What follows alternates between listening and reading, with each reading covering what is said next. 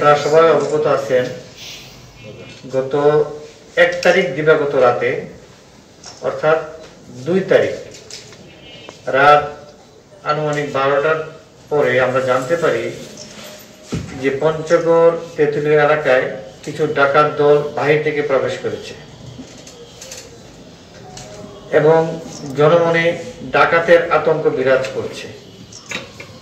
এই প্রেক্ষিতে আমরা সংবাদ পেয়ে আমি এবং আমার অতিরিক্ত পুলিশ সুপার, যিনি পুলিশ সুপার পদে পদোন্নতিপ্রাপ্ত, তাকে নিয়ে আমরা প্ল্যান করে তেঁতুলিয়া সদর এবং ডিবির সমন্বয়ে আমরা 4টি টিমকে আমি সহ এবং আমার এডিশনাল এসপি সহ আমরা রওনা করি তেঁতুলিয়ার দিকে।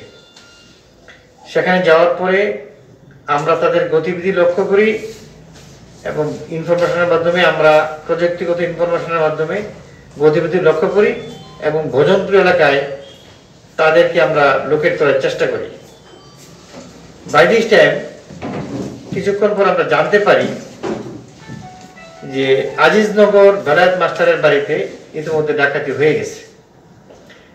তখন আমরা দ্রুত সেখানে যাই, গিয়ে ডাকাতদের সম্পর্কে, তাদের অবয়ব সম্পর্কে জানতে পারি। তারপর জেনে আমরা প্ল্যান করে আমাদের পঞ্চগড় এলাকার তেঁতুলিয়া সদর সহ দেবীগঞ্জ পর্যন্ত আমরা তখন চেকপোস্ট বসাই, যেহেতু তারা আমাদের একটা দেশের প্রান্তিক জেলা, এর বাইরে আর যেতে পারবে না, তারা যাতে আমাদের জেলা থেকে বের হতে না পারে সেই জন্য আমরা সকল প্রায় তেঁতুলিয়া সদর এবং দেবীগঞ্জ পর্যন্ত প্রায় 7টি চেকপোস্ট, পাশাপাশি রেল স্টেশন, বাস স্টেশনে আমরা চেকপোস্ট বসাই।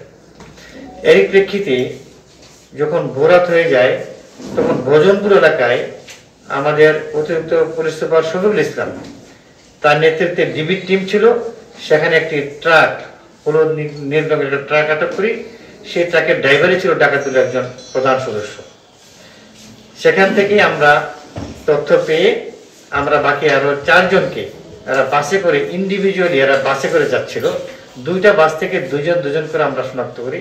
মোট 5 জন ডাকাত দলকে আমরা ধরতে সমর্থ হই এবং তারা আমাদের কাছে পুরো ডাকাতি ঘটনাটা খোলামেলা বলে এবং যে ডাকাতি যে মালামাল নিয়েছিল, স্বর্ণ উদ্ধার এবং টাকা পয়সা সবগুলো উদ্ধার হয়।